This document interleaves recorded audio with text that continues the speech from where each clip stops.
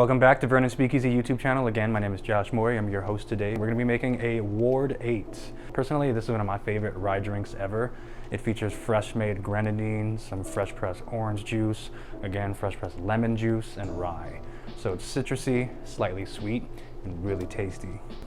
First and foremost, I'm going to switch to rye for this cocktail. Usually, we've been making drinks with this one, Sazerac rye. Absolutely nothing is wrong with this one. This is a delicious rye. With your shaker sets, I'm going to have you go ahead and get your shaker ready to go. Let's go ahead and start with about a scoop of ice. Into that scoop of ice, I'm going to do 2 ounces of this Uncle Nearest rye.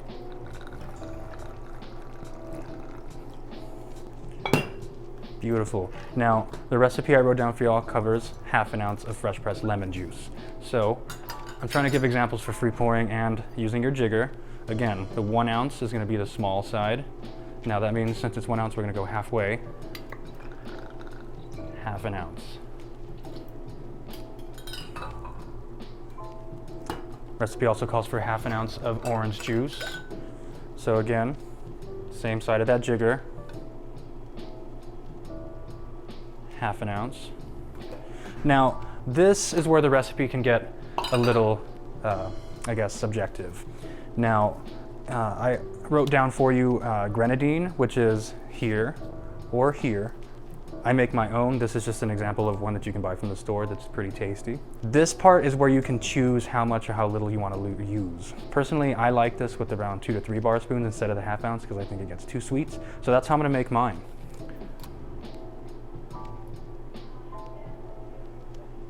Now that's a full bar spoon there. I think Dominic got a good shot of that. You don't want it to have any little surface area left unused. 2, and I like to do 3, so slightly sweeter than the recipe calls for. I'm gonna go ahead and get the top part of my shaker, seal it so it doesn't make a mess, and we're gonna dilute for 10-15 seconds. When you're shaking cocktails, I want you to shake hard. I don't want to see this. You're adding dilution, and the harder you shake makes a difference. It helps break up the ice, helps with chilling. Overall, it's just better. I always like to hit it with the flat of my palm on the side where there's a gap. That breaks the seal. Voila. Now, let's go ahead and strain this cocktail out. And it's served up in a martini flute.